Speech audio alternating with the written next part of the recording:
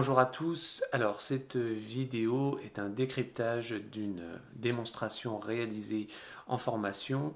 Alors je vais poser le cadre, évidemment c'est une formation où j'animais la formation avec les stagiaires.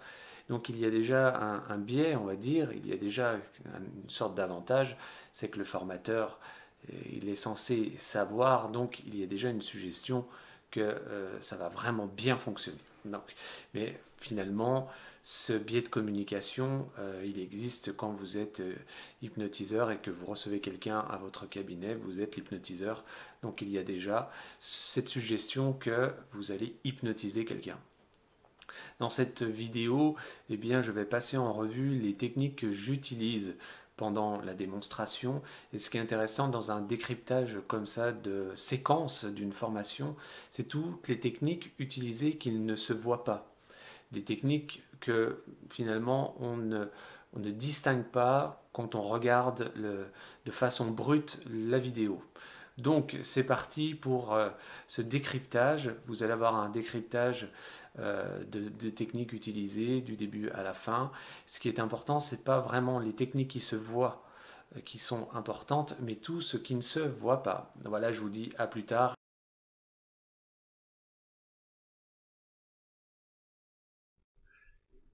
Commençons tout de suite avec ce décryptage.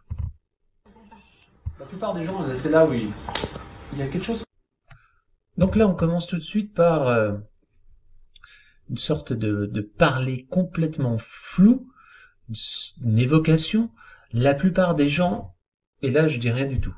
Je fais juste une suggestion non verbale, ma main qui tape. Alors, qu'est-ce que ça peut rappeler? Chacun va interpréter un petit peu à sa manière. Ça peut rappeler quelqu'un qui rentre en hypnose et qui tombe entre guillemets en hypnose. Ce qui se passe, c'est comme si on glisse à l'intérieur. Là, la même chose.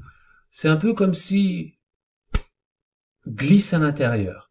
Donc, je fais quelque chose de très commun, une évocation, une généralisation, comme si, l'utilisation du cadre du comme si, je laisse un blanc, et là je glisse une suggestion directe, glisse à l'intérieur. Remarquez notre position, donc j'utilise la synchronisation flash, on est en face, on a la même position, et là ce qui est important, c'est que surtout je calibre sa manière de me regarder et de répondre. Alors là, il est complètement déjà prêt à suivre l'expérience. Alors j'espère que le son est assez fort, le son de la vidéo. On verra ça après. Comme ça. Ok. On tente le coup? Allons-y. Là, pareil, je pose deux questions simplement pour voir sa réaction. Il va me dire oui, quoi qu'il arrive. Il s'est engagé à suivre l'expérience. Vous avez vu, je donne deux informations. Même la technique, c'est trois, pour qu'on ait trois oui. Là, j'en ai fait que deux. J'ai fait une petite erreur. J'aurais dû utiliser trois, pour être précis dans la technique. Trois oui, un yes 7 avec les trois oui. Il y en a que deux. Mais bon, vous voyez bien qu'il est complètement prêt à rentrer dans l'expérience. On continue. Voilà. Prends une bonne respiration, inspire. Souffle en relâchant le corps totalement, complètement, exactement, encore une fois. Ok, ferme les yeux. Là, c'est une petite séquence qui est intéressante, qui paraît simple. C'est tout l'avantage de décrypter une vidéo. Déjà, je le fais très souvent pour moi, pour pointer mes erreurs et là où je dois m'améliorer. En tout cas, cette séquence, elle est intéressante parce qu'elle nous permet, nous, les hypnotiseurs, de nous synchroniser au niveau de la respiration. Vous savez que c'est très important. Vous savez que les suggestions, on les donne sur l'expire. Le simple fait de demander d'inspirer et de souffler va nous permettre de le faire en même temps et donc de synchroniser.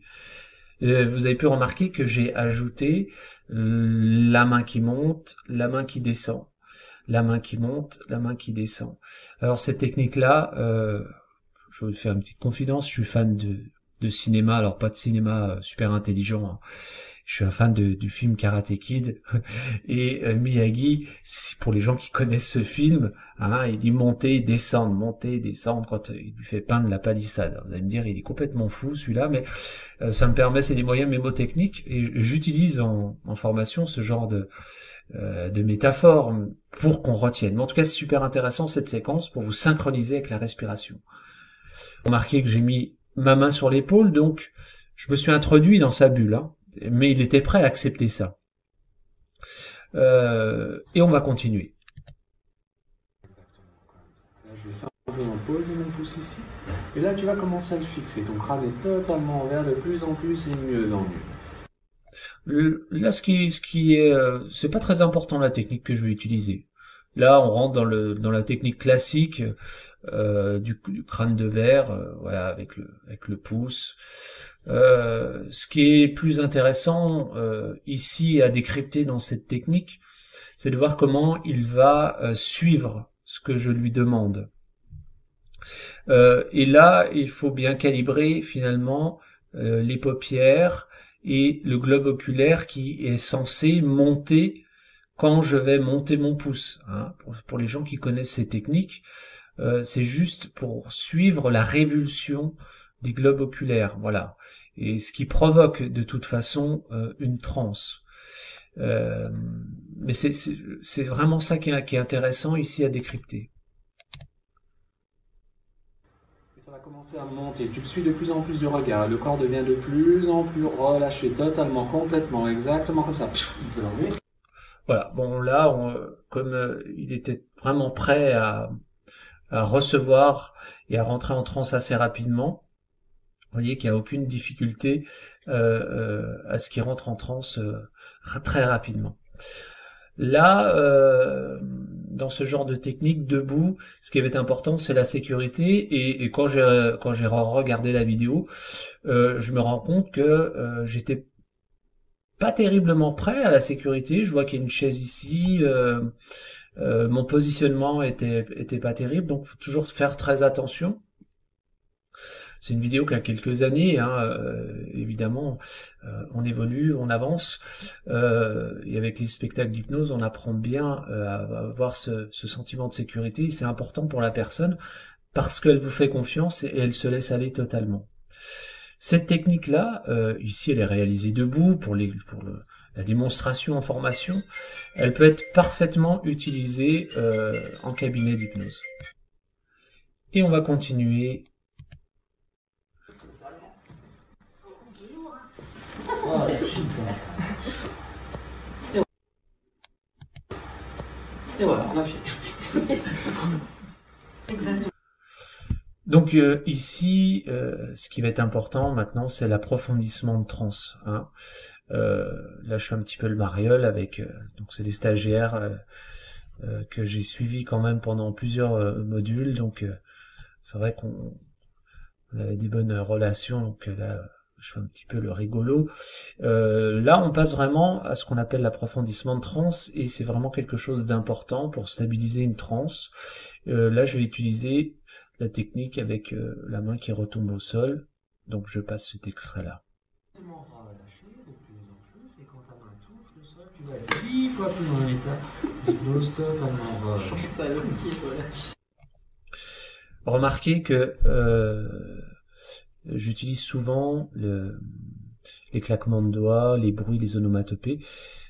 C'est quelque chose qui est vraiment intéressant à utiliser et qui est très puissant au niveau communication hypnotique. Donc je vous invite à le faire parce que c'est vraiment très intéressant. On va continuer.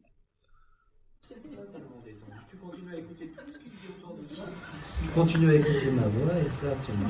Tu passes très bien. De plus en plus et de mieux. Qu'est-ce que vous aimeriez qu'on lui fasse faire de très très positif?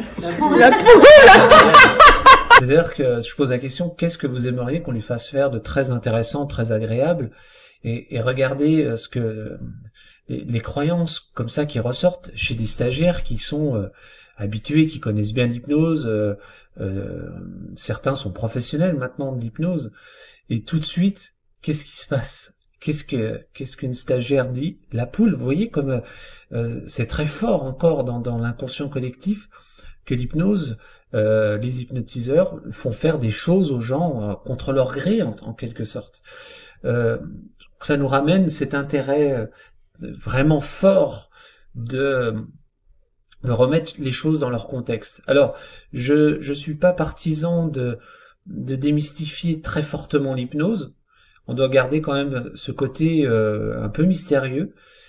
Mais il y a toutes ces peurs de manipulation qui traînent, hein, et derrière l'histoire de faire la poule se cache en arrière-plan ce phénomène-là, cette peur-là qui traîne de manipulation.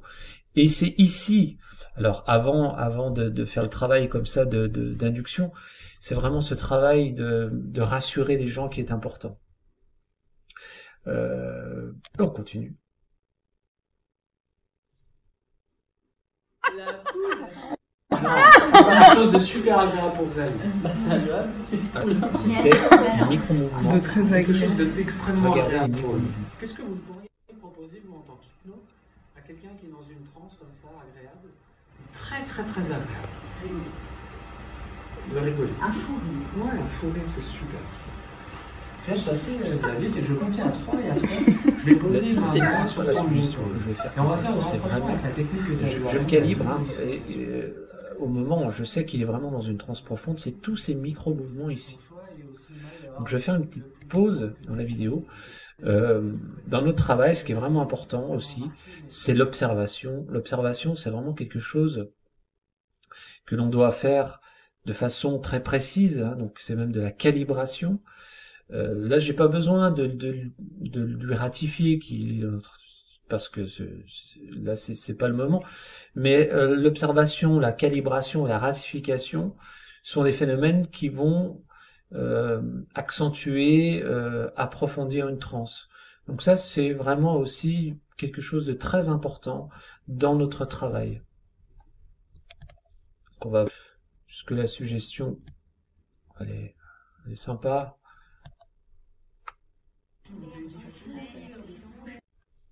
C'est une suggestion de fou rire que vous pouvez la retrouver dans la vidéo Ça va complète. être de plus en plus drôle. Peut-être plus funeste, peut-être.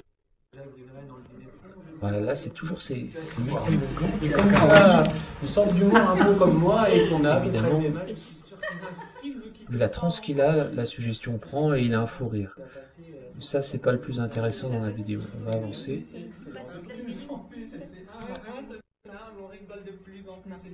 La vidéo, vous la retrouvez complète sur YouTube, sur ma chaîne.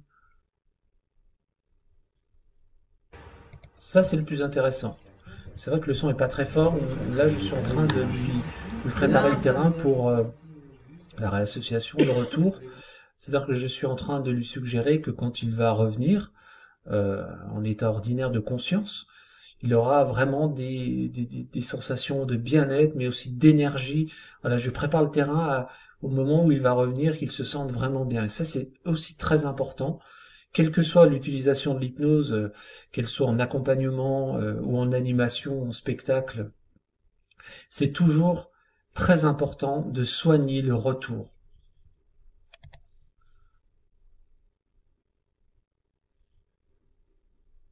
Un retour par décompte. J'ai planté le décor avant et c'est ça qui est intéressant. Le 1, le corps commence à revenir. Avec le 2, tu vas commencer à reprendre conscience de tes bras qui vont arrêter tous ces mouvements comme ça inconscients. Ta tête aussi qui droite. Non seulement je parle d'énergie, mais tu commences à un revenir retour avec toutes ces de choses positives. 5, aussi plein d'énergie. extrêmement agréable et calme. Comme ça. Ça va mieux.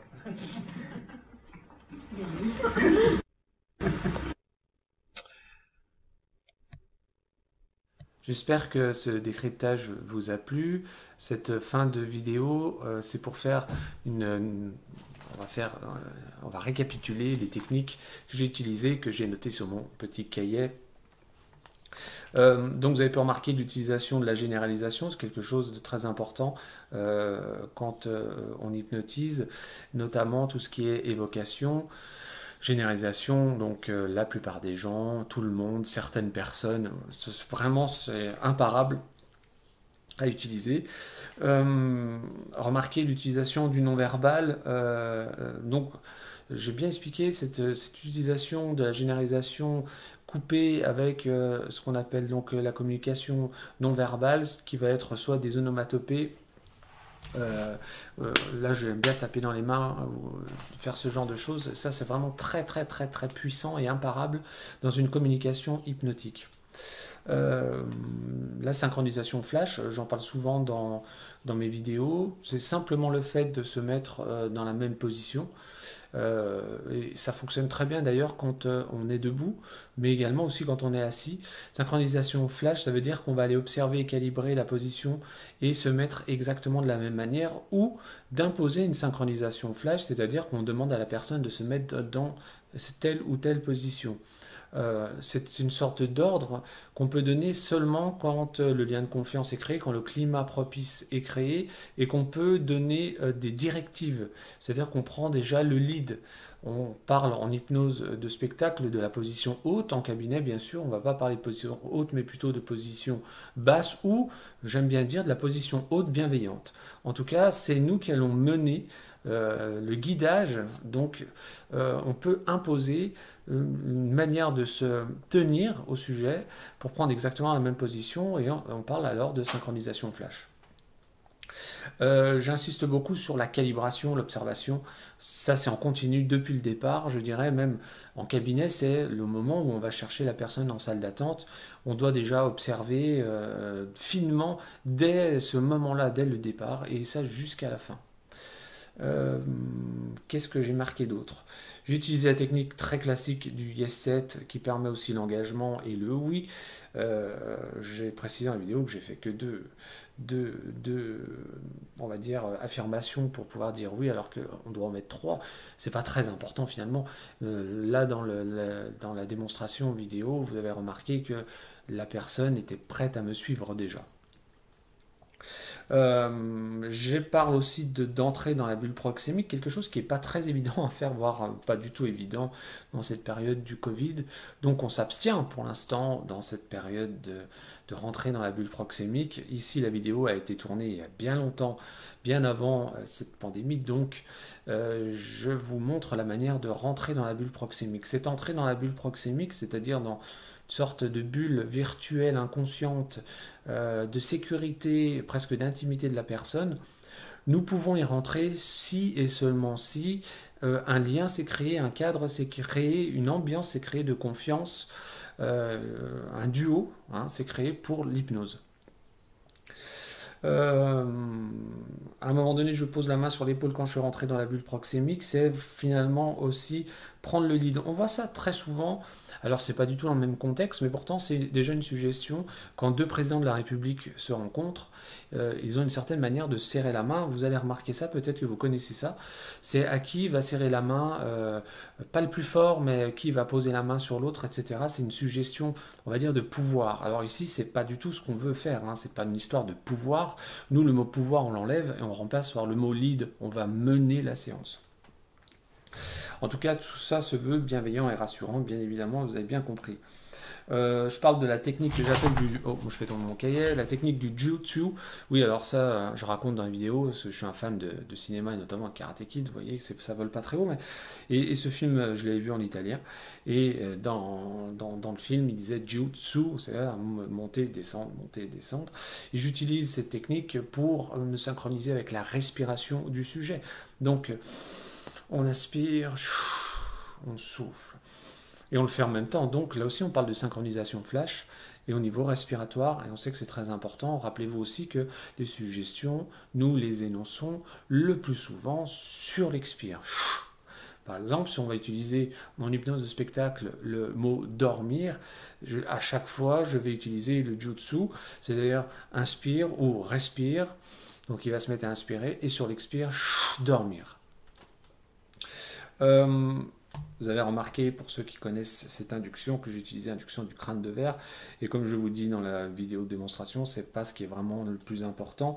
Ce qui est plus important, c'est encore l'utilisation de l'observation, de la calibration. Parce que pour cette technique, ce qui est important, c'est la révulsion.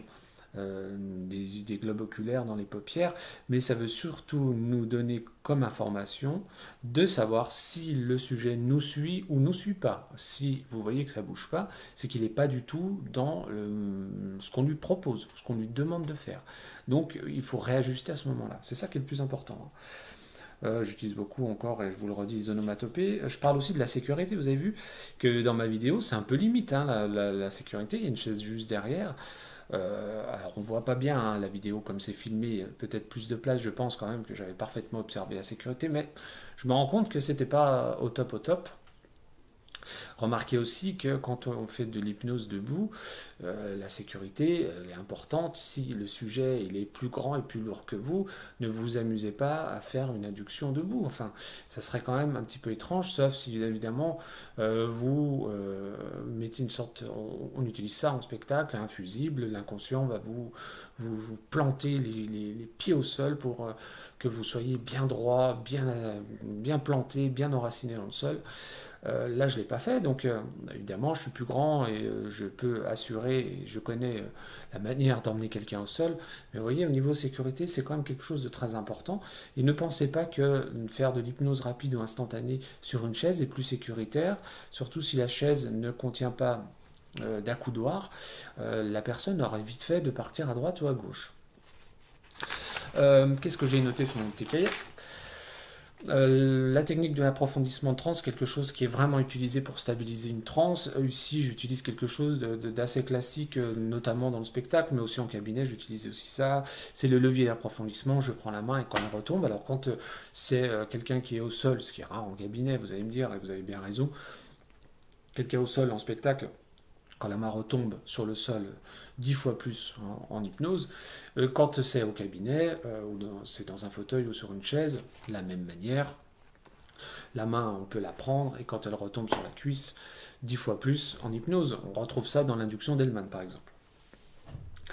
Alors, un moment très important, je trouve, de la vidéo, je pense aussi que vous avez peut-être rigolé avec ça, c'est au moment où je demande aux autres stagiaires, tiens, quelle suggestion nous pourrions proposer, je pourrais proposer au stagiaire qui est au sol, qui est en hypnose, quelque chose de sympa, de bien-être ou je ne sais quoi, et vous entendez tous comme moi que quelqu'un dit faire la poule. Et comme je le dis dans la vidéo, les stagiaires ils sont bien au courant que l'hypnose c'est pas ça. Et pourtant, là c'est l'inconscient qui a parlé. Notamment tout ce qui est inconscient collectif et les croyances qui sont quand même très très ancrées que finalement, alors faire la poule, qu'est-ce qu'on voit derrière, en arrière-plan, c'est l'hypnotiseur, il est capable de faire n'importe quoi aux gens. Alors si on en revient à ce qui nous intéresse, c'est-à-dire l'hypnose d'accompagnement en cabinet, c'est super important dans la première séance et avant l'induction de rassurer les personnes sur ce sujet-là notamment. Comme je vous dis, je ne suis pas un grand fan de la démystification de l'hypnose à outrance pour tomber dans une sorte de caricature et finalement on fait plus de la sophrologie que de l'hypnose. Et comme vous le savez peut-être, j'ai absolument rien contre la sophrologie puisque je suis aussi sophrologue. C'est-à-dire qu'on va faire de l'hypnose, il y a un petit côté mystère qu'on doit conserver, mais finalement, ce qu'on doit travailler, c'est notre lien de confiance et la manière dont on peut présenter l'hypnose de manière sécuritaire, que la personne, c'est elle finalement qui va travailler avec son inconscient et que nous, on se place en tant qu'un peu un guide de montagne et on va accompagner la personne finalement dans les cimes de son esprit ou dans les profondeurs de son esprit. Donc la démystification, oui, dans ce domaine-là, dans le domaine, parce que les gens ont comme idée, alors je dis les gens, vous voyez, c'est une généralisation, certaines personnes, de manipulation. Hein, c'est-à-dire que l'hypnotiseur prend le pouvoir du cerveau, on entend ça assez souvent. Et c'est pour ça que je voulais revenir sur ce moment-là de la vidéo qui est vraiment très intéressant. Calibration continue du sujet, importance de l'observation précise, ça je vous l'ai dit, hein, je crois. Ensuite, la sortie de transe, soigner la sortie de transe. C'est quelque chose qui doit être, finalement, a priori, vous faites une séance d'hypnose, il peut se passer des choses très émouvantes, il peut y avoir des émotions qui sortent, des larmes, etc. Enfin, c'est un moment un petit peu à part. Hein. Finalement, on sort le conscient de son cadre habituel. C'est presque la définition hein, de l'état d'hypnose. C'est que finalement, on va emmener le conscient dans une autre réalité, dans quelque chose de différent. Hein, un petit peu comme quand on va voir un film au cinéma, où pendant 1h30, hop, on vit une aventure, et au moment où on sort du cinéma, qu'on sort vraiment du cinéma sur l'extérieur, on a cette sensation du temps qui se raccroche alors qu'on l'avait un petit peu décroché, la sensation de la lumière du jour, etc. C'est quelque chose d'un petit peu violent. Et pour éviter ça, pour éviter cette sorte de violence comme ça, je parle bien en cabinet et pas en spectacle, on doit vraiment travailler cette sortie de transe de manière, on va dire, écologique, bienveillante. On va réénergiser la personne, on va la remettre vraiment dans la réalité, quelque chose de très soigné. Alors chacun utilisera les techniques qu'il préfère. Il y en a plein. Ça va dépendre aussi du moment, de la personne avec qui on est, comment s'est déroulée la séance, etc. Euh, j'ai appris en formation une sortie de transe qui est vraiment très intéressante. L'acronyme de cette sortie de transe, c'était apéro. L'apéro, alors c'était issu de l'hypnose qu'on dit générative, donc je vous renvoie au livre de Gilligan, et il y a des formations sur l'hypnose générative. C'est pas un domaine que j'adore, que j'apprécie, puisque c'est plutôt bon, c'est pas quelque chose avec lequel je me sens bien. En tout cas, la sortie de transe en hypnose générative était vraiment très intéressante et je l'utilise souvent. Donc l'acronyme apéro. Donc on va demander à la personne de garder une sorte de souvenir de la séance, hein, de le garder avec lui sous forme d'images, de sensations, etc. Ça c'est le A. Ensuite le P c'est le pont vers le futur. Donc la personne va commencer à se projeter dans le futur avec finalement des nouvelles capacités, une nouvelle manière de faire, un nouveau comportement ou tout ce qui est important pendant le sujet de la séance. Le E c'est on va faire un engagement avec soi-même. Je m'engage à faire quelque chose et en même temps je fais un vœu aussi. Apéro, le R c'est le remerciement. Alors je vais me remercier, je peux remercier mon inconscient, je peux remercier une partie inconsciente de moi, je peux remercier mon enfant intérieur, je peux remercier les gens que j'aime, je peux remercier les êtres vivants que j'aime. Enfin c'est une sorte de remerciement comme ça, un petit peu comme on remercierait quelqu'un à une fête comme ça, pour une remise de diplôme, ou vous voyez, un petit peu comme au César quand les gens se remercient. Vraiment, on remercie tout ce qui est important. Et O, ça va être l'ouverture des yeux. Voilà, ça c'est apéro. Si vous voulez qu'on travaille dessus, pourquoi pas, vous pouvez m'envoyer des messages et avec plaisir je partagerai avec vous cette sortie de transe très intéressante. En tout cas, ici, vous voyez que comme c'est une transe qui était plutôt profonde, quelque chose d'assez rapide et chaud, je vais miser plutôt sur quelque chose de bien-être avec beaucoup d'énergie, avec même une suggestion post-hypnotique du genre, eh bien, tu vas avoir une sensation que tu vas retenir beaucoup de choses de la formation, tu vas même te sentir avec une énergie hyper positive pour faire des démonstrations, pour travailler ton induction. Voilà. Donc ça dépend finalement du cadre où vous faites de l'hypnose. En tout cas, merci d'avoir suivi cette vidéo et je vous dis à plus tard. Sachez que jusqu'à la fin du confinement, la formation d'hypnose rapide et instantanée en ligne est toujours à 47 € au lieu de 147. Oui, c'est une très très belle remise pour une excellente formation. Voilà, je vous dis à bientôt.